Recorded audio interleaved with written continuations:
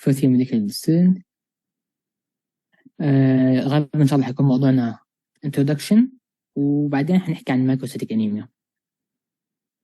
طبعا أنا خلصت تقريبا البدايات مع الشباب first presentation الهيماتوبوسيس والإريثروبوسيس but a quick recap won't hurt إن شاء الله.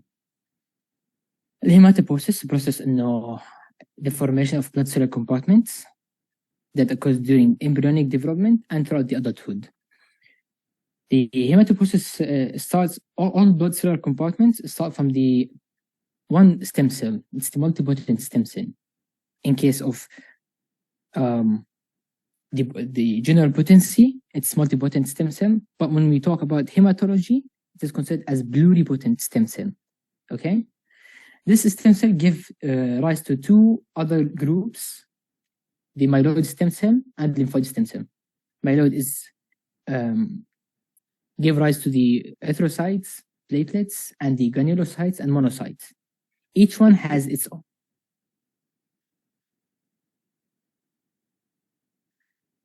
Please, any question, leave it to the end of the session. Inshallah, I will answer all of them. But if you can leave them, inshallah, to the end of the session, it will be much more useful.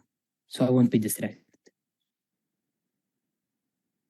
But each group, each cell has its own process and of synthesis, like in case of erythrocyte, the erythropoiesis, platelets is the thrombopoiesis. All of them start the development in the bone marrow, and when they are mature, they are found in the blood. Some of them, when they are in active form, they are seen in the tissues, like in cases of the monocytes, they are mature in the blood. But when they are activated inside the tissue. So in case of the monocyte, it's considered to be macrophage when it's activated. And depending on the site, let's say if it is found in the bone, it's considered to be as osteoclast. If it's found in the liver, Kappa cells. So the name of the macrophage, it changes depending on the tissue it is acting on. Similar to the lymphocytes that originate from the lymphoid stem cells, like in B cells. B cells, when it is activated inside the tissue, it's converted to plasma cell. Now it starts producing immunoglobulins, antibodies, and activating the immune response. This is the general description of the hematopoiesis. Now come to the mature cells. Let's say after the hematopoiesis, we have mature RBC, mature platelets, and immune cells. Every cell in the blood has a lifespan and an important and a unique function. In case of an RBC, it has a lifespan of 120 days and function as an oxygen and carbon dioxide transport. It delivers the carbon dioxide to the lungs and takes the oxygen in exchange and goes back to the tissue to supply it with oxygen. This is the function of the RBCs. Platelets are important in the primary hemostasis. The lifespan of the platelet is 10 days. For the phagocytes, here we said before, like in the first classification, is that there is erythrocytes, thrombocytes, and there is the granulocytes. Here they classify them according to their function, the cells and the phagocytes.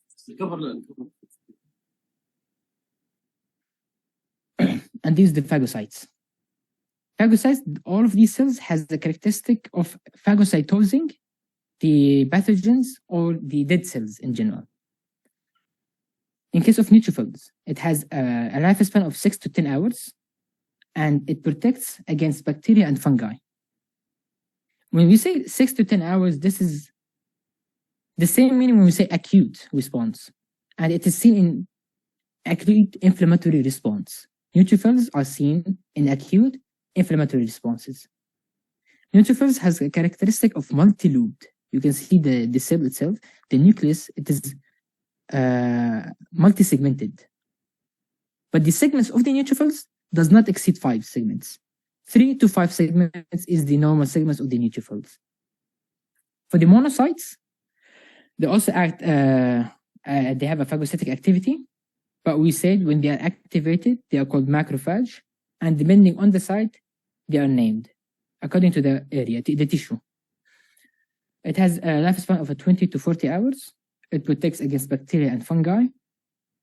Eosinophils are also important in inflammatory response, especially in allergic responses. It has a lifespan of days. It can protect against parasites. Basophils has a lifespan of days and are function against allergic reactions. The basophils has a specific granules. They release histamine. This histamine is important for the vasodilation. One of the major or the most important steps in the inflammatory response. Eosinophils has a characteristic of a red granules on its cells. And then ending it with the lymphocytes. You see the lifespan of the lymphocyte from weeks to years. It's not an acute inflammatory response. This occurs in a chronic inflammation. In chronic inflammation, the lymphocytes refers to the B cells, T cells, and the natural killer cells. B cells are important for the immunoglobulin synthesis, which are the antibodies, and the T cells they are important against the protection against viruses. There are T helper cells and T cytotoxic cells. I'm not going to details, but there's two types of T cells and natural killer cells. A quick recap on what I said: RBCs for O2 and carbon dioxide exchange. RBCs are anucleated, meaning the RBCs, the mature RBCs, does not have a nucleus. We will talk about it more again, inshallah, after this one in the erythropoiesis. And it lacks organelles. It has a biconcave shape, meaning that in the inside, you find it like concaved. Inshallah, you see the next picture. And the lifespan, it has 120 days in healthy adults and 60 to 90 days in neonates. Platelets, important in primary hemostasis. Neutrophils, we say for the acute inflammatory response, and it has a phagocytic activity, multi-loop nucleus, and contains specific granules. Lymphocytes are for the B and T cells for the adaptive immunity. Natural killer cells are for the innate immune response. The appearance of the lymphocytes are round, densely staining nucleus with a small amount of pale cytoplasm. Pale cytoplasm is the characteristic finding we can find in the lymphocytes. Their cytoplasm are pale, meaning like translucent. Again, repeating the same question. Some of you know the answer. If you were not with me, please answer this question in the first session. Anyone? C. Quick, okay, Tom. Yeah, correct, C. Now, to erythropoiesis. It is similar to hematopoiesis, but more specific to only erythrocytes. Now, it's the process of which the production of mature RBCs come from the erythropoietic stem cells. The erythropoiesis starts from the fetal period also until adulthood and death.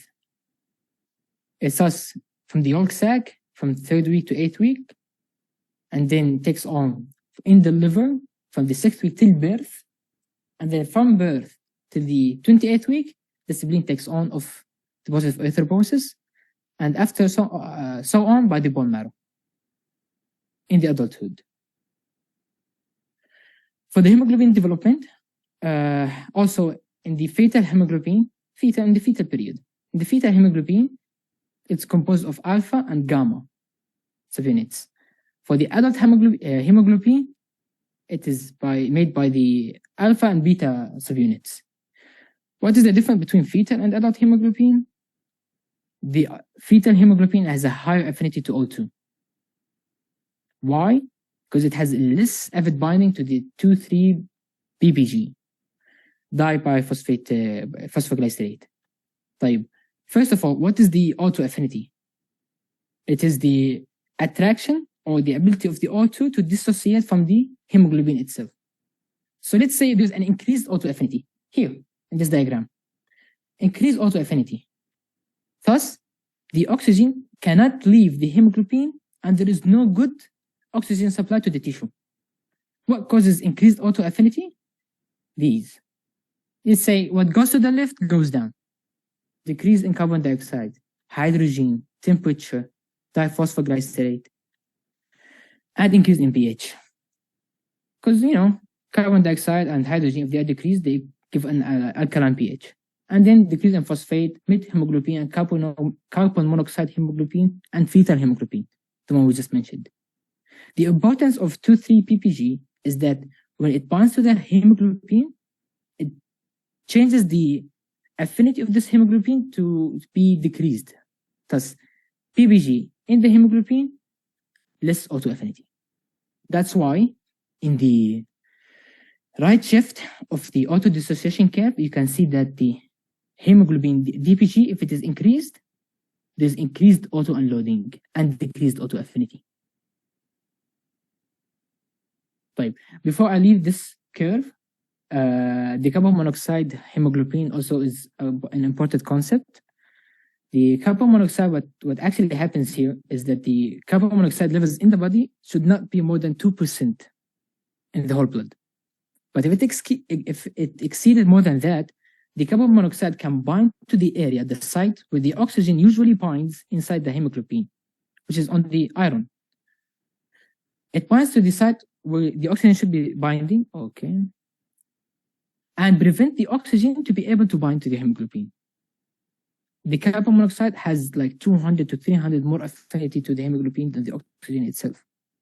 So hemoglobin cannot carry oxygen; it carries carbon monoxide, which is not useful for the tissue. But again, this is a very high yield diagram. You can see it in the UCMLE questions. You can find it in progress test, and I believe so. Anyone who took the progress test like 4 times minimum, he saw this question like 2 or 3 times.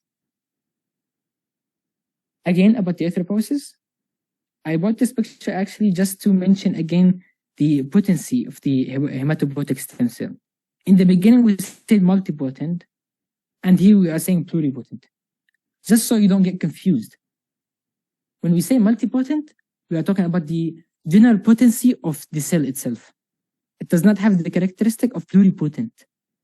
But when we talk about the hematology only, the stem cell that give us the rise of the hematopoiesis is considered to be pluripotent.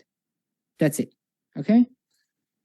Like in the process of development of erythrocyte, in the phase from normoblast to reticulocytes, the nucleus is lost, and some of the organs are also lost. Thus, only what remains inside the reticulocytes are RNA in the cytoplasm. The reticulocytes are not considered to be mature, but yet you can find them in the bone marrow and also in the blood. Further maturation of the RBC is by losing the RNA itself. And here comes the table, so you can easily differentiate between them. The normoblast has the DNA and the RNA. From the normoblast to the reticulocyte, it loses the DNA, but keeps the RNA. So no DNA in the reticulocyte, but RNA stays. In the mature RBCs, there's no DNA, no RNA, as what we said, anucleated cell. Anucleated. The RBCs can be seen in the marrow and the blood, also for the reticulocytes. Here, we talked about erythropoiesis and that it is the process of maturing RBCs, but what controls the erythropoiesis itself? When do we go excessive erythropoiesis, maturation of RBCs, and when do we decrease the amount of matured RBCs? It is controlled mainly by the hormone erythropoietin, which in 90% of cases, it's produced by the peritubular interstitial cells found in the kidney. Peritubular interstitial cells found in the kidney. And 10% are in the liver and elsewhere in the body. Its production, the erythropoietin production in the kidney is stimulated by the autotension, which is sensed by the hypoxic induced factor alpha and beta. Let's give you the story of erythropoiesis itself and erythropoietin production. Let's say a person who has anemia or living in an increased atmospheric, an atmospheric O2 is very low in cases of high altitude areas in the mountains. So there's decreased O2, right? The O2 delivery to the kidneys is decreased. Thus, there's the autosensors, hypoxic induced factor alpha and beta, senses the low oxygen levels. The peritubular interstitials in the kidneys produce the erythropoietin. What does the erythropoietin do exactly? Is it stimulates the differentiation of the stem cells to go to the path of erythropoiesis, not the granulopoiesis or thrombopoiesis. It takes the erythropoiesis path. Thus, maturation of normal RBCs. The normal RBCs are developed. Now there's more oxygen delivered, comes back to the normal sensors. Now we have good oxygen. Please stop producing of what? Erythropoietin. And that's the whole cycle. طيب, there are factors that increase the erythropoietin and factors that decrease it. In our case, what we really care about, anemias. They increase the erythropoietin production. Or also in cases of hemoglobin that is unable to give up auto normally. Can anyone give an example of a hemoglobin that does not give auto normally? We just mentioned before. Cases of unloading? Yeah, exactly. Any cases that causes the hemoglobin to decrease the auto unloading also causes the increased erythropoietin production. People who live in high altitude areas has atmospheric O2 is very low, thus there is an increased production of erythropoietin. I just want to mention this one also, is the damage to the renal circulation affecting the auto delivery. Here is the renal circulation affected. Okay, but if the kidney itself is affected or severe renal disease occurs, decreased erythropoietin production. Logically, if the kidney is injured, thus the function is decreased. But if the circulation to the kidney is decreased, the kidney responds by increased erythropoietin production. Some confusion might be here, but still, it should be simple to remember. A quiz on erythropoiesis. Can someone read? I can read. Go ahead. An increase in what factor would induce a shift in the standard oxygen dissociation curve to the left? Can I answer? Go ahead. pH. Nice. Why didn't you say like carbon dioxide? Because the carbon dioxide will be on the right, I think. Yeah, increasing carbon dioxide, increase it. Yeah, correct. But now to the topic. Anemias in general. Anemias mainly means a decrease in hemoglobin. How do you know there's an anemia? A decrease in hemoglobin. طيب, you know now there's an anemia. What do you do for the investigation? You go for CBC, total blood count. You found that the MCV, which should be an indicator of the size of the RBC, it is above 100, means it is a macrocytic anemia. If it is within the normal range, which is 80 to 100, it's a normocytic, but still it's an anemia, normocytic anemia.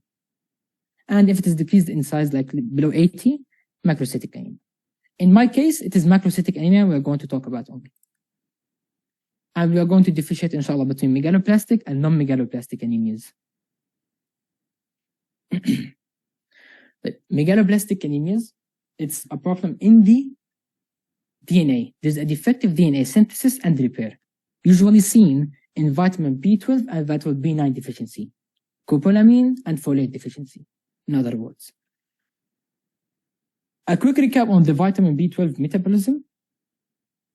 The sources of vitamin B12 can be found in meats in general, not in vegetables, but in meat. So you find, from now on, you can find the vitamin B12 deficiency in who exactly? In which group? Vegans. Yes, exactly, vegetarians. They have decreased vitamin B12 intake. Right. What's the metabolism route? It comes like orally normal from food. The food comes to the stomach. The plasma binding protein dissociates from the vitamin B12 and binds to the intrinsic factor. And this intrinsic factor is produced by or synthesized by the parietal cells. Now, the vitamin B12 with the intrinsic factor goes along the alimentary tract until it reaches where exactly? The ileum.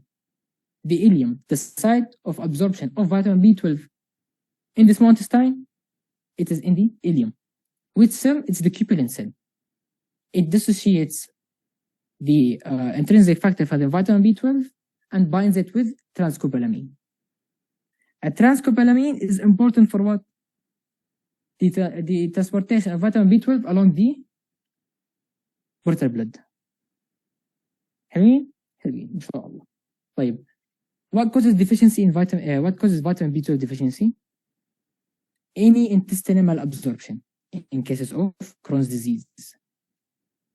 Also in case of pernicious anemia.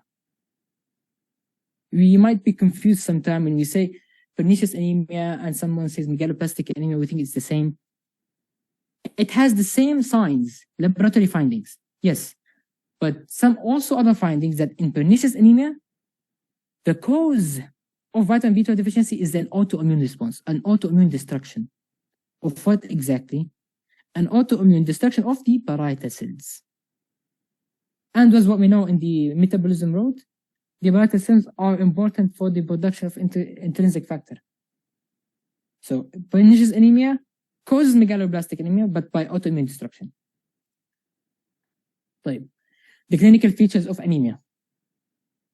Normal, any case of anemia, the typical scenario, typical presentation, the patient comes to you telling that with minimal exercise and effort, I feel fatigued. I feel this dyspnea. Not dyspnea, we say difficulty in breathing. And I feel chest pain, mimicking angina pectoris. And you might even see the patient, or he will tell you that I look pale already. These are the three typical or classical presentations of cases of anemia. Then, what are the specific signs that can tell us this is a case of megaloblastic anemia? It's the hypersegmented neutrophils. You said in anemia means decreased hemoglobin, right? Okay, this is one. We say for macrocytic anemia to be considered macrocytic, the MCV should be above 100. And in cases of megaloblastic anemia, it's almost always above 110. Okay? But to differentiate megaloblastic from non-megaloblastic anemias, the neutrophils. You remember in the beginning we said that the neutrophil normally has 3 to 5 loops. More than that, indication that there is an abnormality. Here it's considered to be as hypersegmented neutrophils, seen in almost every megaloblastic anemia, and also decreased number of reticulocytes. Frequently, it might lead to thrombocytopenia, leukopenia, and possibly pancytopenia. What do we mean by cytopenia in general? Decrease of the number of the cells. Exactly. So when you say thrombocytopenia, decrease the number of thrombocytes. Leukopenia, decrease the number of white blood cells. Pancytopenia means all of the blood cells are decreased in number. Yes, in severe cases of vitamin B12 deficiency or vitamin B9 deficiency, pancytopenia might occur. But the characteristic finding sign we can see in case of megaloblastic is the hypersegmented neutrophil. Again, another high yield information for you to remember. Another features of megaloblastic anemias is the aura sores, stomatitis and glossitis. Sometimes the patient may tell you like, I have a shiny tongue. It looks like this. And mucosal bleedings. Vitamin B12 deficiency vitamin B12 in general plays an important role in the nervous system. So a deficient in the vitamin B12 will affect the nervous system and give us signs and symptoms of deteriorating neurological symptoms, like in case of loss of position and vibratory sensation, and awareness, of course, and ataxia, and signs of upper motor neuron lesion. And might have some also neuropsychiatric disorders, symptoms, like dementia. Patient may come to you complaining of forgetting some stuff, and there's ataxias. He cannot stand, or he has a wide base while he's walking. He has a wide base just to keep himself standing, not falling down. And this is a summary of the vitamin B12 deficiency symptoms, signs and symptoms. The main thing I want you to remember actually that to remember megaloblastics, the hypersegmented neutrophils, And for the B12 deficiency, there's nervous system symptoms.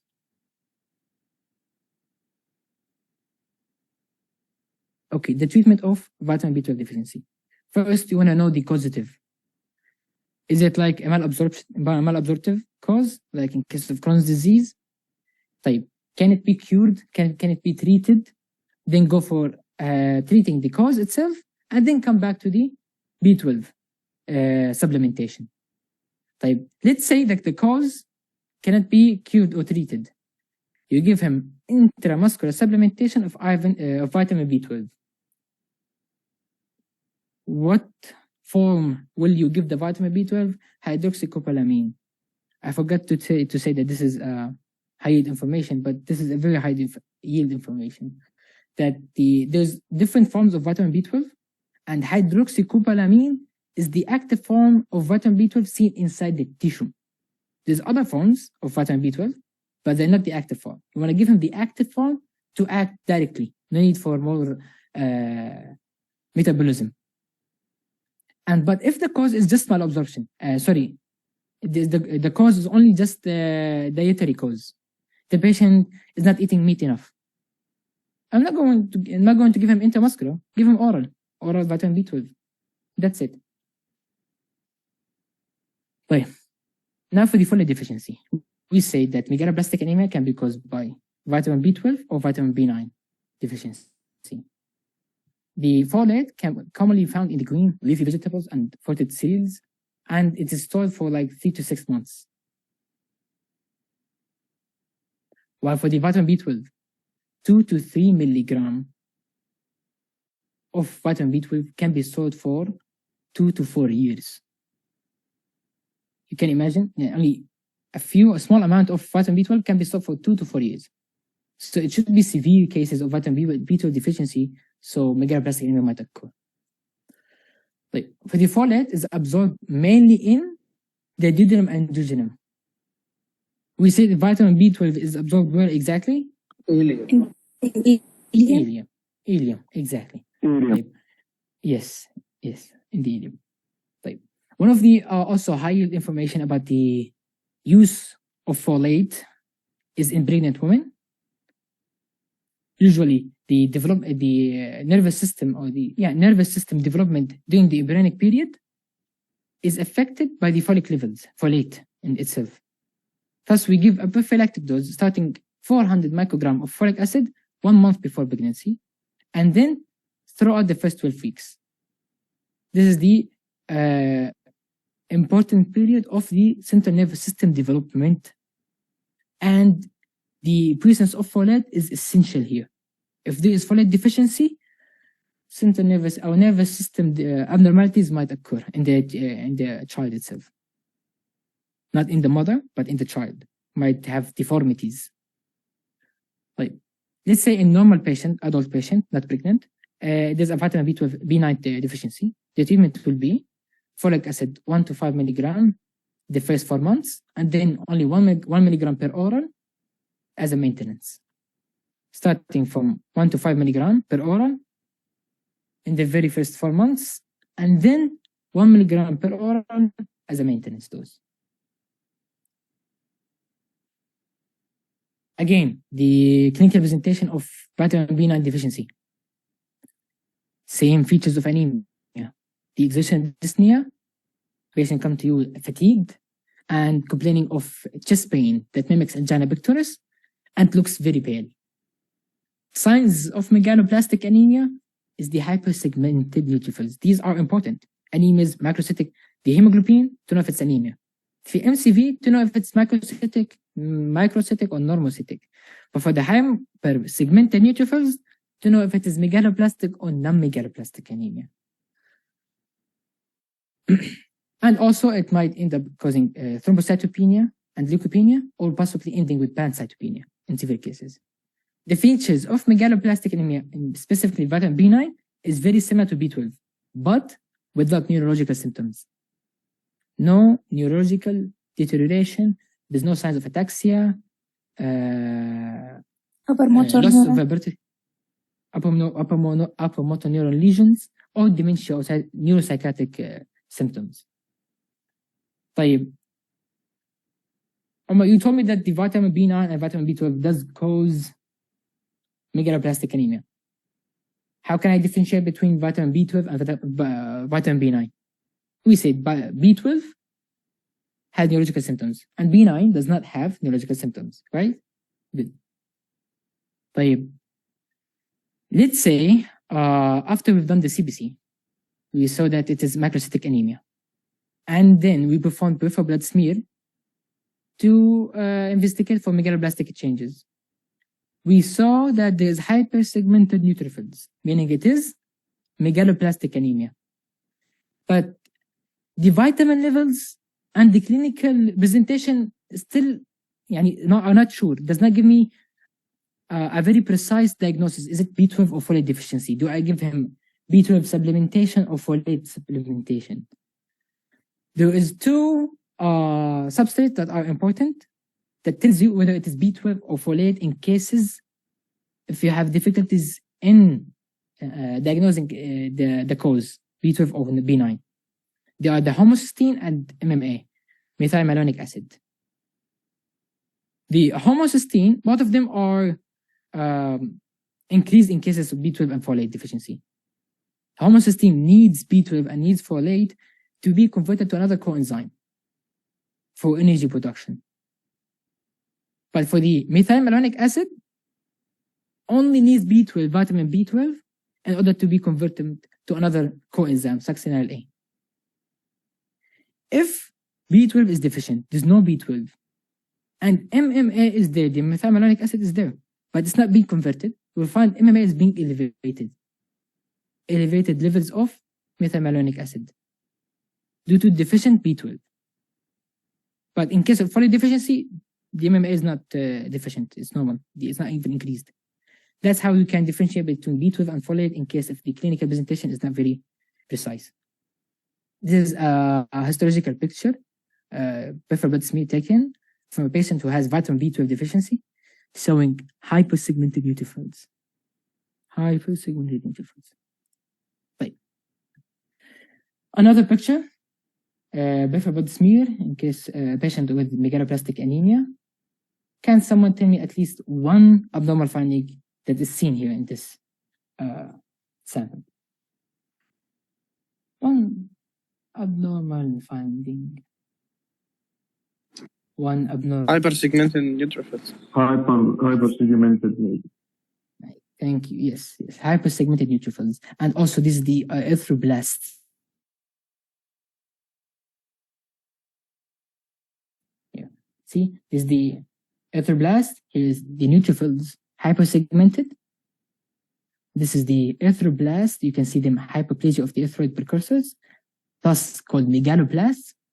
And the RBCs showing Howell jolly bodies, one of the characteristic findings seen in megaloblastic anemia. But it is seen also in... والله ودي في الجيم ضغطني نايم. Okay, المايك. كنت كنت ساعة.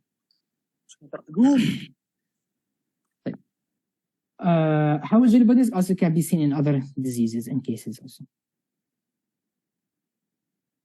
In short, how to differentiate between megaloblastic and non-megaloblastic? Megaloblastic has a defective DNA synthesis, usually also accompanying vitamin B9 and B12 deficiency. But in case of non-megaloblastic anemia, there's no DNA synthesis deficiency, and the vitamin B12, B9 are normal levels in the blood, and they are stored normally. But the causative of non-megaloblastic anemias are liver disorders, alcohol use disorders, hypothyroidism, also some drugs, immunosuppressants, corticosteroids, for example, anticonvulsants, phenytoin. They all cause non-megaloblastic anemia. But non-megaloblastic anemia has one characteristic finding in the peripheral blood smear. It is large around RBC. Large around RBC. That's it. That's why it's microcytic anemia. For the megaloblastic, we've mentioned the vitamin B12 and the vitamin B9. They can be caused by either pernicious anemia or transcobalamin deficiency. We said transcobalamin is important for the vitamin B12 transportation. So a deficient in this enzyme and this transporter causes vitamin B12 deficiency. Any drug that causes sulfa, any sulfa drugs causes folate deficiency. Phenytoin causes folate deficiency too. This is a quick recap on how to diagnose. Let's give a scenario.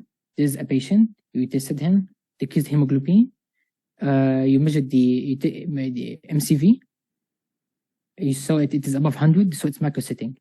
You start thinking, is it megaloblastic or not?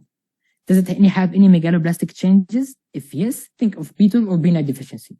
Does not have any megaloblastic changes, think of other causes like liver diseases, alcohol use, any myelodysplastic syndrome, hypothyroidism.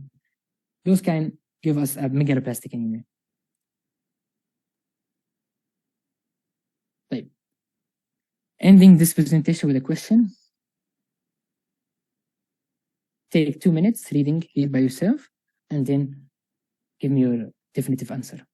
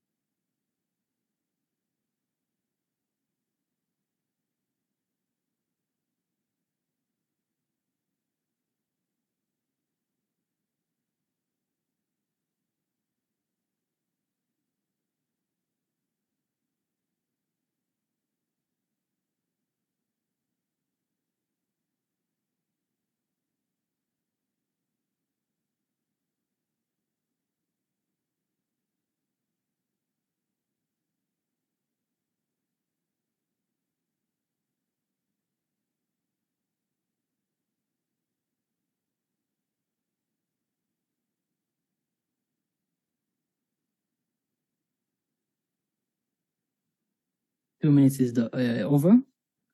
Does anyone have a question? I mean, the answer. I think it's F. If vitamin B12 deficiency. The correct answer is A. And A deficiency? Vitamin what? You said vitamin E deficiency? No, folate. The correct answer is folate deficiency, because in the scenario they mentioned that the melancholic is concentration is within the reference range. Very good answer. But why is it not vitamin B12 deficiency? I mean, you've already answered. Very good, you've already answered. See, sometimes the question might be tricky. You drink alcohol and then giving you symptoms of neurological dysfunction. The patient said could not walk. She was not walking in normally, ataxic. But these are all symptoms are findings because of the alcohol, not because of the vitamin B12 deficiency. The correct answer is folate. It helped us by looking at the homocysteine and methylmalonic acid levels. That's the question. Does anyone have a question now? Feel free to ask. I have 3 questions actually. MashaAllah, you have write them. Okay. Ask, go ahead. Can you please go to the erythropoiesis? Erythropoiesis.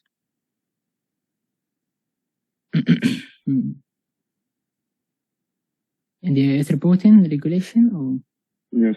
here? Okay. No. Can you please go to the formation of the red blood cells? Yeah. This slide. This one? Yeah. Okay. Which one should we memorize? Which is it the AKA or the normal name? Memorizing the names. Which one should, like, for example, the pro-erythroblast? Should we memorize the pro-erythroblast or the pro-normoblast? Actually, when you read them again and again, you find yourself memorizing both of them because they are so similar. They're both erythroblast, but the one is normal and the one is pro-normoblast. Which one to actually remember? Will come to the exam. Erythroblast, they might become erythroblast precursors, erythrocyte precursors, but still, actually, as you can know that I don't put the questions for USMLE or progressist. You might find both of them, but most commonly you find erythroblast and pro-erythroblast, reticulous and erythrocytes. The one these names. Okay. Okay. Can you please go to the treatment for the vitamin B12 deficiency?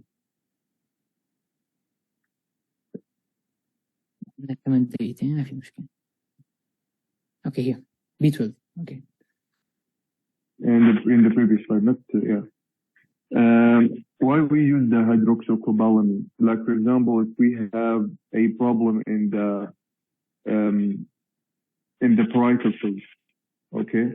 Yes. And we don't have any problem with the transformation, the transform from the gut to the blood cells, because we need the cobalamin to transfer the B12. So my question is why we give him the hydroxycobalamin? Why we don't give him a drug that is related to the parietal cells if we have a problem in the parietal cells? And the problem with the problem in the parietal cells is actually considered a malabsorption. Yeah, okay. I think I can understand your question. You're saying that, let's say, if in a case the problem in the parietal cell not producing intrinsic factor, why we just don't give him a form of vitamin B12 that can be absorbed directly in the ileum? Yes, doctor. Yeah, okay, it's a good question, but the problem is that the cupulin itself, the cupulin cells that are found in the ileum, recognizes the vitamin B12 from the intrinsic factor. So if there's no intrinsic factor, the vitamin B12 might pass in through the ileum and not being absorbed. Okay, so the intrinsic factor is essential for the cupulin to recognize the vitamin B12. Otherwise, it can't be recognized. It can pass by the ileum and goes directly out. Okay, can you? My last question. I apologize for taking time. Feel free to do so. If you don't ask you, what will you ask? If you don't ask me, who's going to ask in the exam? Man? Ask.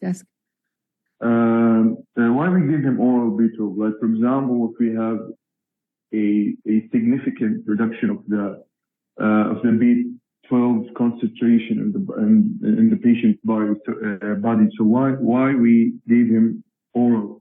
And we know that the oral B12 will not help the patient that have a significant reduction of the concentration of the B12. Okay. So my question is, can we give him intramuscular B12? Okay. Good question. When do we give oral? When we give it intramuscular?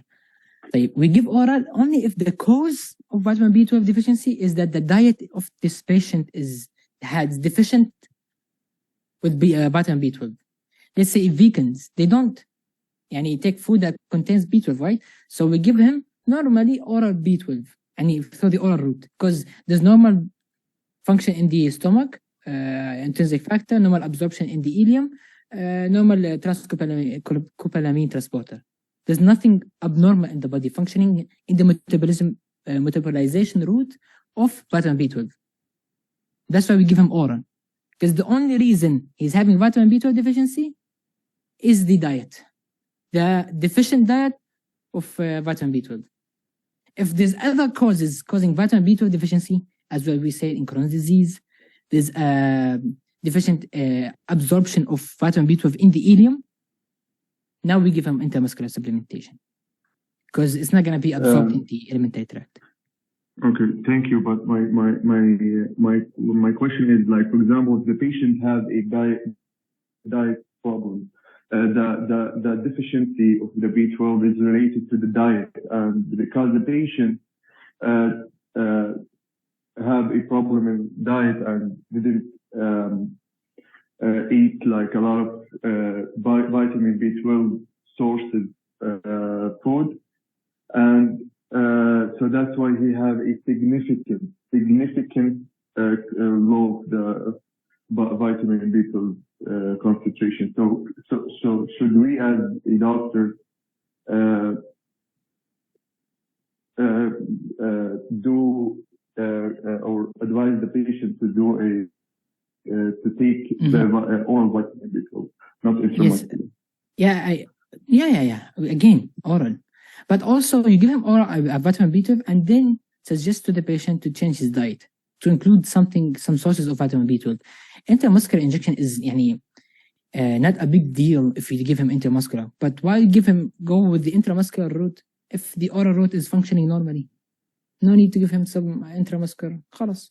Normal oral vitamin B12 because there's no contraindication. In general, you set oral B12 until contraindicated. How? Abnormal, like let's say pernicious anemia in cases of Crohn's disease. These tells you that oral B12 is contraindicated in this case. You give him IM, intramuscular supplementation. But in general, vitamin B12 deficiency, oral B12, and suggest the patient to change his diet, include vitamin B12. Okay, thank you. Inshallah, this one did answer your question. Other questions? Well, to be honest, I would love to hear all the other questions, to be honest, but I have taken time from my colleagues already. Thank you. يعطيك العافية. الله يعافيك. السلام عليكم. الاتندس احضروا المحاضرة اللي بعدها عشان بعدين حيجيكم الاتندس إن شاء الله. أوكي؟ نهاية المحاضرة اللي بعدها هي حيكون فيها اتندنس تدخل عليه على الرابط، واللي دخل حضر المحاضرة يسجل حاله فيها. فاللي بيروح حيروح على الحضور. السلام عليكم.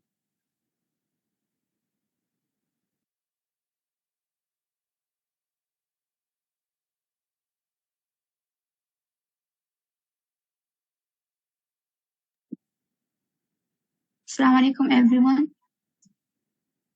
Wa alaikum assalam wa rahmatullah. Okay, so our next topic will be about the microcytic anemia. So, me, I am Aisha Abdelkarim, 5th year student.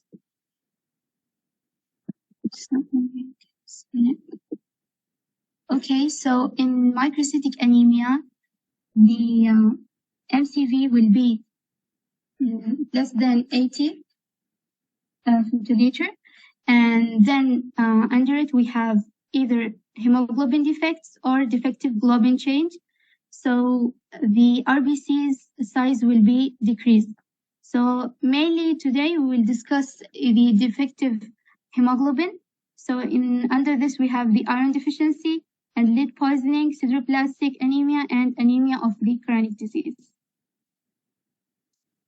Okay, so for the iron deficiency anemia, it's an anemia in which iron loss will exceed the intake.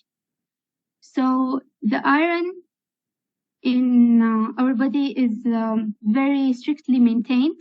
It's mainly just excreted via either the stuffing of skin or commonly from the GIT cells, or in women through the menstrual cycle. Because this restricted excretion, its absorption also is very maintained. So we have two main resources, either from the dietary or from the old RBCs. When there will be damage of the old RBC, it will release the hemoglobin. So in hemoglobin, we have the globin chains, which we'll discuss later on, and then we have the heme. In heme, we have the iron.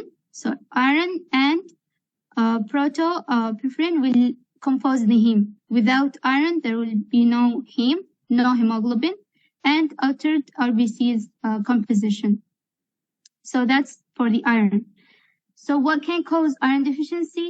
Either increased demand or increased loss of the iron or decreased supply of the iron.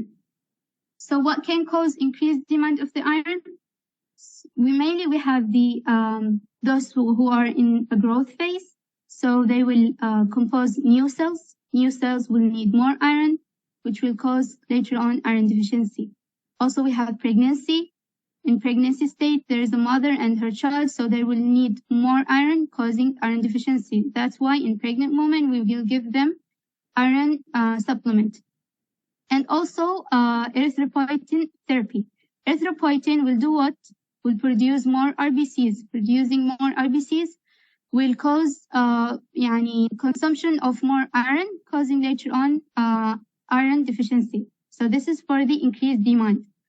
Then we have increased loss. So increased loss can be through what? Through bleeding. So we have the chronic menorrhagia, not normal menstrual cycle, so heavy menstrual cycle. And also we have the GI bleeding. Also there is a very famous state that if an old male presented with iron deficiency anemia, it is a colon cancer until approved otherwise. So we will do colonoscopy and etc. because of the GI bleeding. And those causes are, as you see, are minimal changes in the blood composition, but because of the iron, it will cause iron deficiency. Also, we have decreased supply, either malnutrition. So, for example, because of poverty, or maybe because of vegetarian diet. There is no heme iron in their diet, so this will cause iron deficiency because of decreased supply. Also, we have the absorption disorders. For example, when there is the iron is absorbed in the duodenum, in the intestine. So when there is, for example, intestinal epithelial damage, celiac disease, IBD, whatever, there will be decreased absorption of iron, leading later on into the iron deficiency. So those are main causes. We have also others like drugs, NSAIDs, leading to peptic ulcer, leading to bleeding, and later on iron deficiency, and etc. The commonly affected people you can guess now. So there will be toddlers because they are in a growth phase, adolescent girls because of the menstrual cycle, and women of childbearing age, pregnancy. Those people will be mostly affected with iron deficiency anemia. Okay, so the symptoms. The patient will present with symptoms of anemia mainly. So we have the fatigue. Why there will be fatigue? Because obviously there is decreased hemoglobin production because of the iron deficiency. So there will be decreased, the hemoglobin carries oxygen to different tissues in the body. So there will be decreased perfusion of those tissues, leading to the decreased metabolic function. So there will be fatigue, dyspnea, tachycardia. The heart is trying to compensate for the decreased oxygen levels because of the decreased hemoglobin and etc. Angina, syncope, also with the same cause. And we have here also a very unique thing, which is the pica.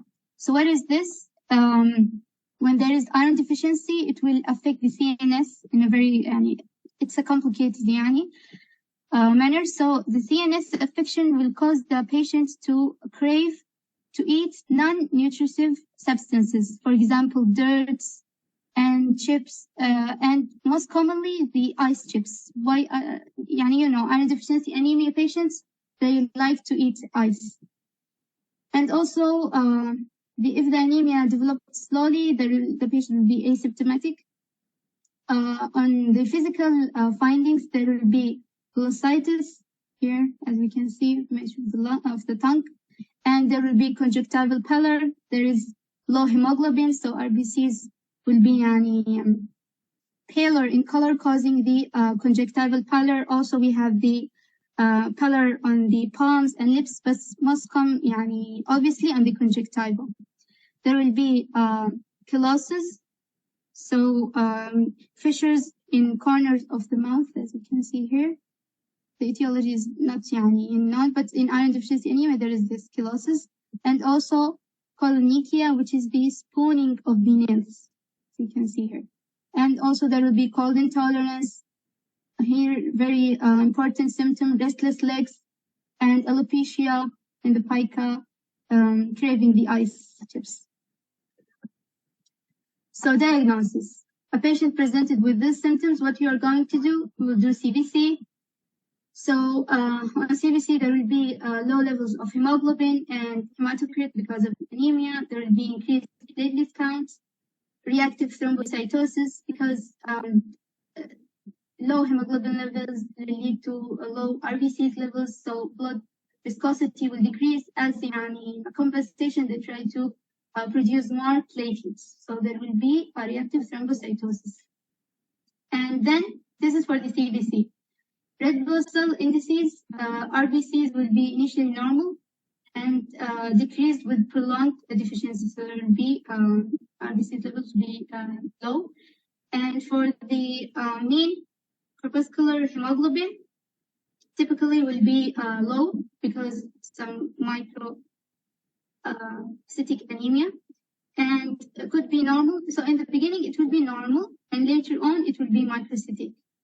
But mainly macrocytic.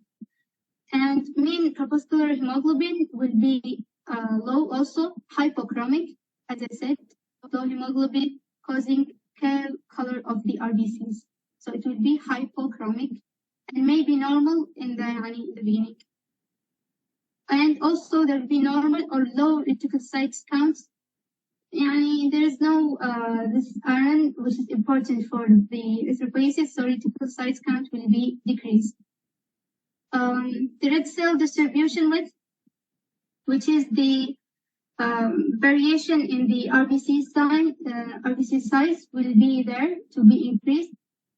So RBC size won't be any big RBC, and then later on, just because of the iron, there will be small size RBCs. They will be very large, then smaller, etc.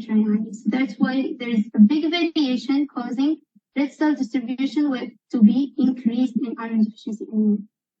And also, this is for the red blood cell indices. So CBC, red blood cell indices, and peripheral blood smear. Now, for the peripheral blood smear is important because many questions on USMLE, they will provide a picture and asking you for the diagnosis. Even though the iron deficiency anemia picture is not very common, but as to differentiate, to exclude it, you have to know it. So there will be anisocytosis, as I mentioned, different sizes. This means aniso, so not symmetrical sizes, and also hypochromasia. You can see here different sizes were obvious pale centers. Then finally, the most important thing is the iron studies. So in iron studies, the serum iron will be decreased, obviously, because of the iron deficiency. Then we have the total iron binding capacity, or transferrin. Transferrin is what will bind to iron in the bloodstream. It will be increased. And the transferrin levels are in relative to the iron levels will be increased, so causing the total iron binding capacity to be increased. So it will be increased. The ferritin, which is the where the iron being stored, ferritin, will be decreased. No iron, so why would it be stored? And also serum transferrin receptor will be increased. So transferrin receptor, total iron binding capacity will be decreased. Serum iron, obviously, and ferritin levels will be decreased in iron deficiency anemia. You need to memorize it to differentiate it from the next topic. So this is for the diagnosis. Then we have the treatment. So there is iron deficiency. So replace the iron either orally via the oral iron sulfate, and it has side effects: nausea, constipation, diarrhea, abdominal pain, and black stools because of the iron passage into the stool, causing the black stools. And that will at least continue it for 4 to 6 months to replenish these stores. If the oral route is insufficient, we will use the intramuscular iron. And then if it's still not sufficient, or the patient have something, for example, IBD, celiac disease, causing the iron not to be absorbed, we will use the IV iron, which will bypass the gastrointestinal absorption. And gluten sensitivity, which is the celiac. IV iron dextran is associated with a small risk but serious side effect, which is the anaphylaxis. The dextran is associated with anaphylaxis. That's why we prefer the iron saccharose, lower risk for the allergy. Okay, that's it for the iron deficiency anemia. Any questions?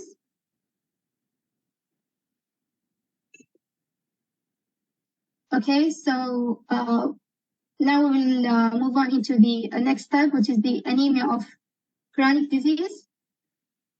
In anemia of chronic disease, mainly there is inflammation, long-term chronic inflammation or disease causing the body.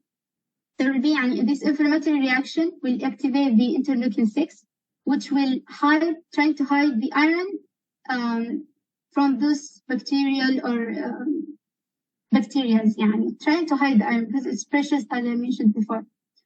So they will hide iron. Where they will hide it? Where do you guess?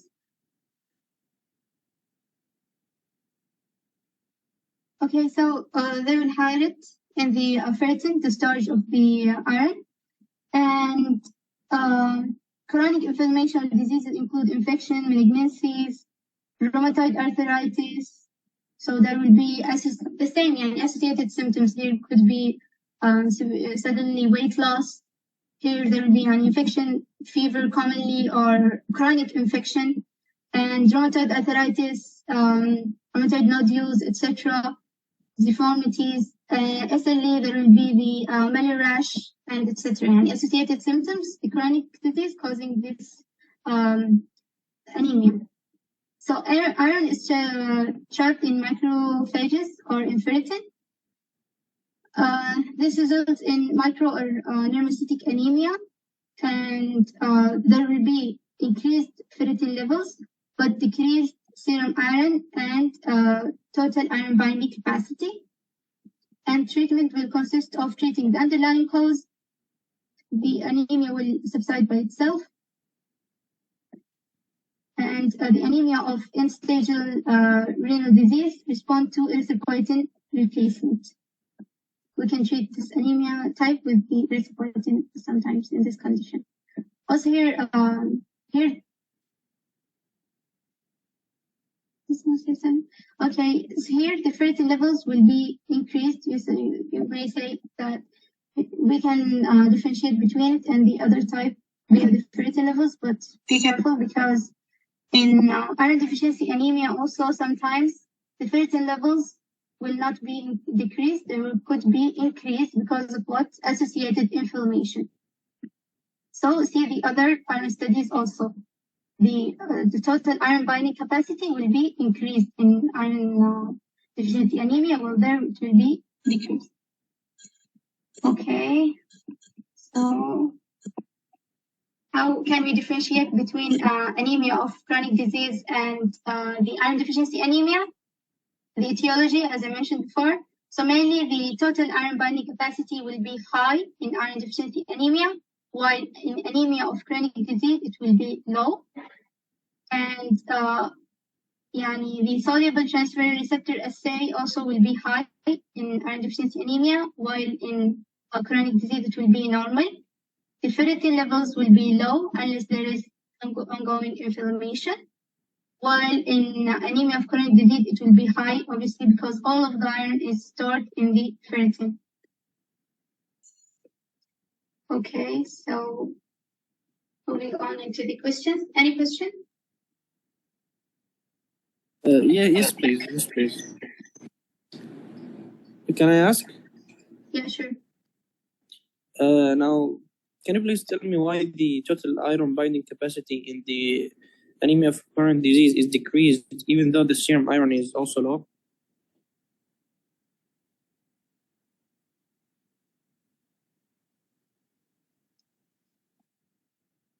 Yes, because when there is iron deficiency, the body is trying to the liver will be mainly activated to so it can capture any iron present in the bloodstream. So transferrin levels will be increased. They are كانوا يحاول يلقط أي iron, so transferrin levels will be increased in iron deficiency anemia. But in anemia of chronic disease, the body is trying to hide the iron, so store it. So there's no need to increase the production of transferrin. So total iron binding capacity will be increased in the iron deficiency anemia and decreased in anemia of chronic disease. Okay, so mainly here the reason is because of the transferrin itself is also is not needed. This is why, right? Also because of the ratio Okay. between the transferrin levels and the iron levels. Okay, any other questions?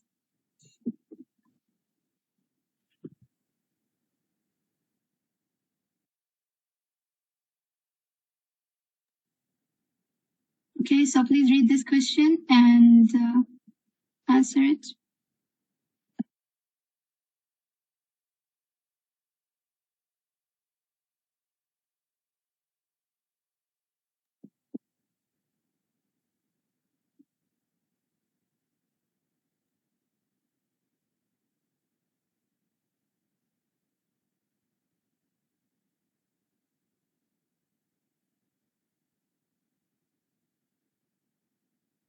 It's a very easy question.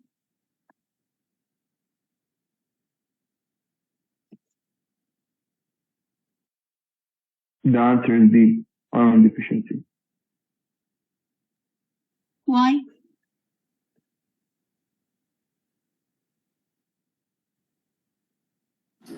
The symptoms direct us toward that, and also in the peripheral blood smear there is ansiocytosis and hypermegia as well.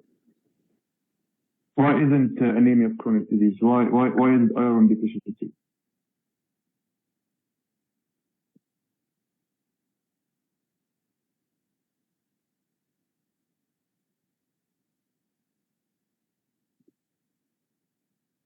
Why isn't it the anemia of chronic disease? Why the correct answer is iron deficiency? Okay, so here, as I mentioned before, the anemia of chronic disease, it will be associated with a chronic disease going on or inflammation. So there will be history of it. They won't mention any anemia of chronic disease without mentioning the ongoing inflammation or disease. So it will be iron deficiency, the answer. And here they didn't mention anything except for the conjunctival pallor and this peripheral smear. Because also the iron deficiency is the most common type of anemia.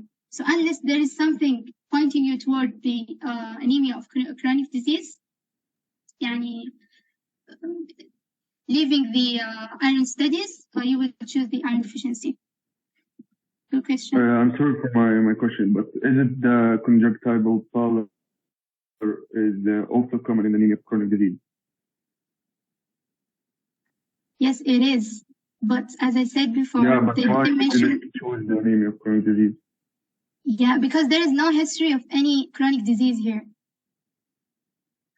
They didn't mention any ongoing infection or any chronic disease. In case of anemia of chronic disease, they will mention something, for example, SLE, rheumatoid arthritis, anything causing the anemia of chronic disease to occur. Here, there is no any history.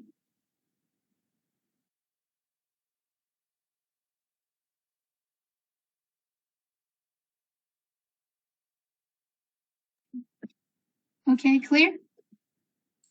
Next question. Yes, it is. Okay.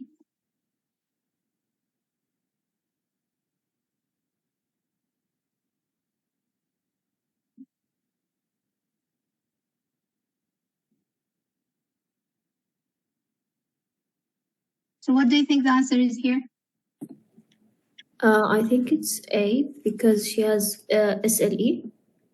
Yes. Due to chronic disease, yeah. Also, the TIBC decrease. Yes. And the ferritin here is increased, and while the TIBC is decreased, so anemia for chronic disease and the history of SLE. Okay, thank you. Any questions? No, thank you. Thank you very much. No بس question. بدي أوضح قبل ما حدا يطلع إنه لسه الليكتشر ما خلصت، بدنا نكمل المايكروسيتك أنيميا.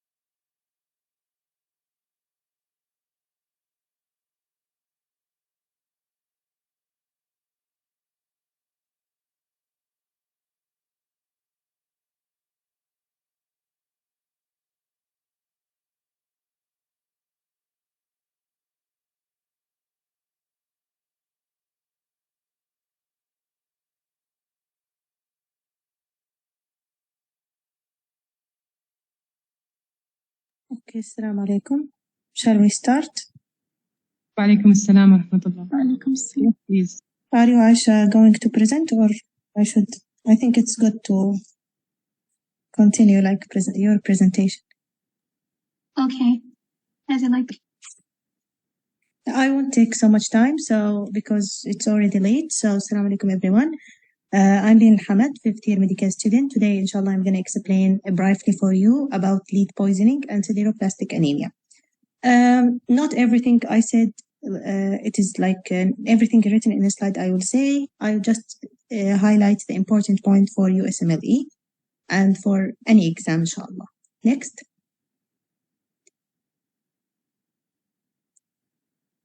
So with sideroblastic anemia, it's basically a microcytic hypochromic anemia that it could be either hereditary or acquired.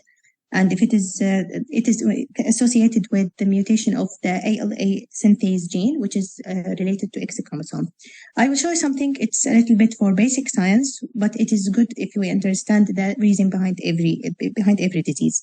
Next, Aisha, for yes, this one. Okay. So here is the production of heme iron, which is preceded by the formation of protoporphyrin.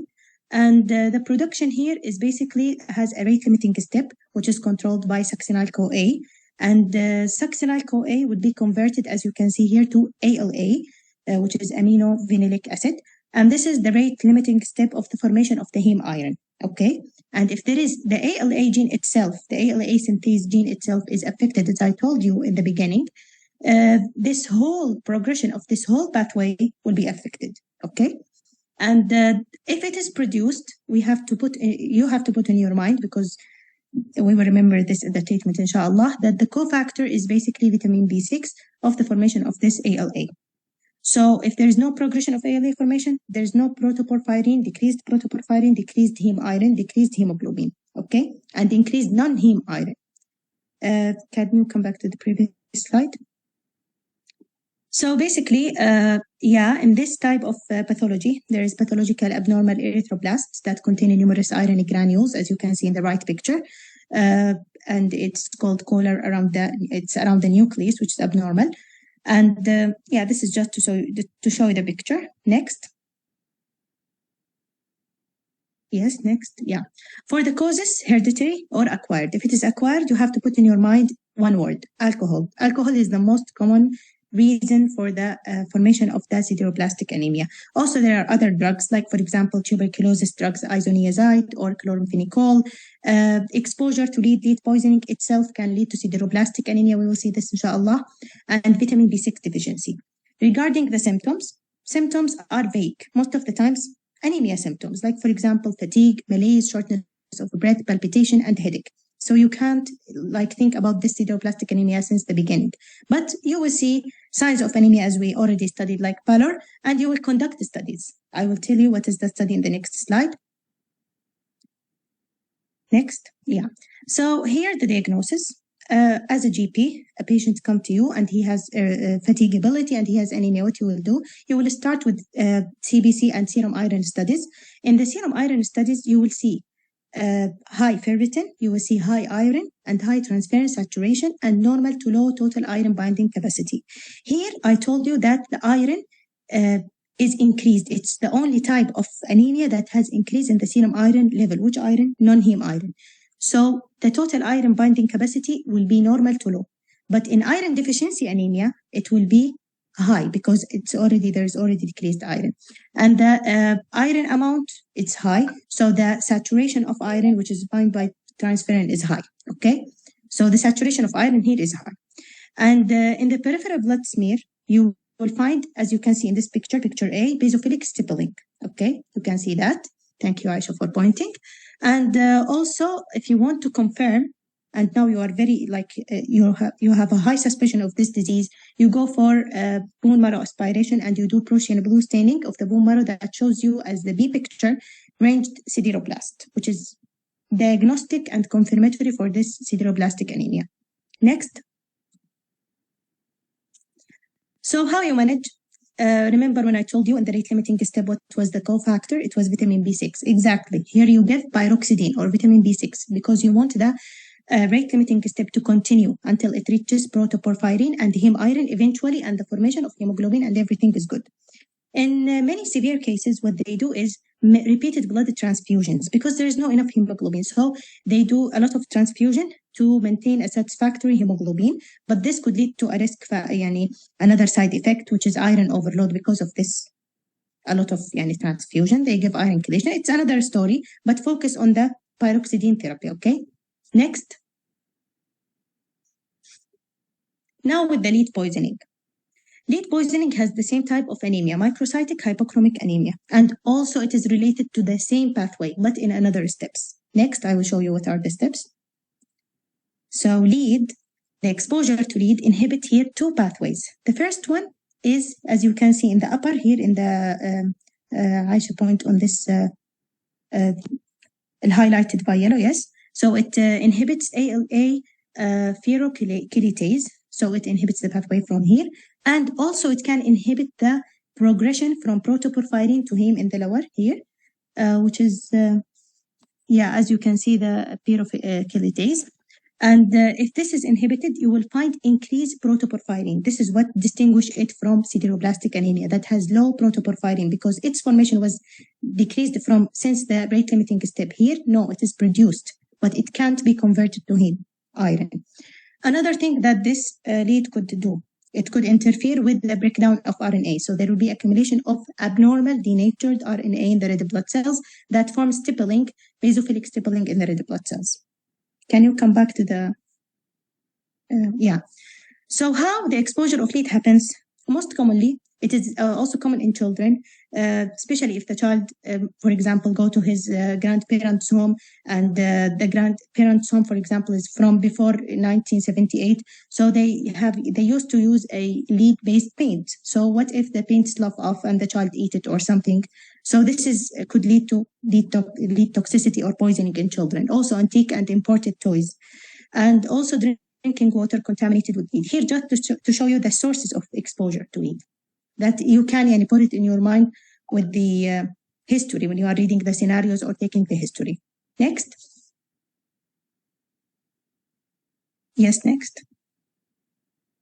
So for the clinical picture here, it is a more interesting clinical picture than sideroblastic anemia because it is systemic clinical picture. It will show, for example, nervous system manifestations, and this is especially with children. For example, polyneuropathy, and it is especially peripheral. If it affects, for example, the radial nerve, it could lead to rest drop. If it affects the peroneal nerve, it could lead, for example, to foot drop. So the patient come with rest drop and foot drop, and you might think it's CNS problem, you might think is something related to some inherited CNS problem, especially in children. So you will test CNS, but you will also find abnormal abdominal pain. And you will also find abnormal color under the teeth, which is, as you can see in this picture, called the Barton line or lead line, which is just under the teeth. You see, okay? So exactly this one, the upper part, yes. So this is called Barton line or lead line. And there is also the signs of anemia, as I told you, the big signs of anemia, like, for example, pallor, fatigability, and also nephropathy and constipation. So here there is like a mnemonic, A, B, C, D, E, F, G, which is anemia, basophilic stippling, constipation, demyelination. Read them on your own. Next. So how we diagnose? Simply, we diagnose by measuring the lead level in the body. And we can also, which is the best thing, I think, depend on the peripheral blood smear and see the basophilic stippling, which is the abnormal RNA degeneration, as I told you in the beginning. Can you show it, Aisha? Yeah, yes, you can see the left picture. There is a small dots here. The small dots, you can see it, not here, here, the left picture. Yes, the small dots in the upper, here, exactly. Yes, here. This is the abnormal RNA, okay? And can we just depend on the peripheral blood smear? No, not necessary. We can also do X-ray. And can you show the X-ray picture? And we find that these lines called lead lines on the bone marrow. It shows bone growth degeneration, and it shows increase in the intensity of the metaphysis. Next. So here the treatment is very simple. What I have to, for anything that is increased, I will do chelation for it and decrease the exposure, avoid the exposure for it, okay? So there is a drug that is called oral succinere, which is used for children, and they say it's like a mnemonic. Succinere sucks the lead from the children, okay? And also there is intramuscular dimercaprol, but it is the more common succinere, okay? So just memorize these two names of the drugs. The dimercaprol, it's used for a patient who present with the neurological symptoms most of the times, okay? Next. We have two interesting questions here. I made the MCQs. I hope it's clear. Anyone can read and answer? Lead toxicity. Yes, but we want it's correct answer, but we want to know how you know this from the scenario. Okay. A patient, 55 years old male, come with abdominal pain from a month ago. You take a social history. He mentioned he is living with his parents in a house left for him, which means it's an old home. On examination, you notice straight discoloration in the gum, as you said, which is the lead toxicity here under the yes, tooth. Perfect. Yes, thank you so much. The next question, anyone can read and answer and tell us the rationale.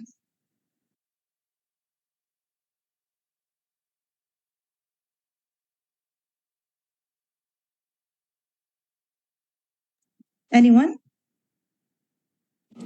Okay, a mother brought her 7-year-old boy child due to regular fatigability that affect his school performance. On family history, the mother mentioned that her husband has type of inherited anemia, which makes you suspect that in the child. So you did iron study that shows the following.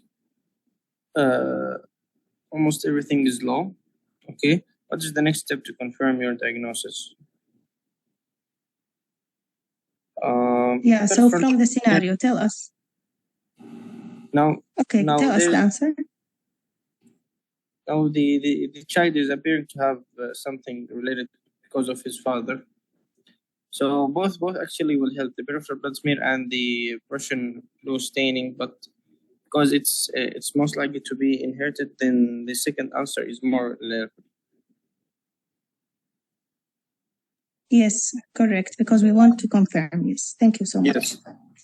Thank you, everyone. And we are sorry for taking so long. And if anyone has any question, you're welcome. Thank you. Allah yafik. رح أرسل لينك الحضور عبوه قبل ما تشوفوا إذا عندكم أسئلة.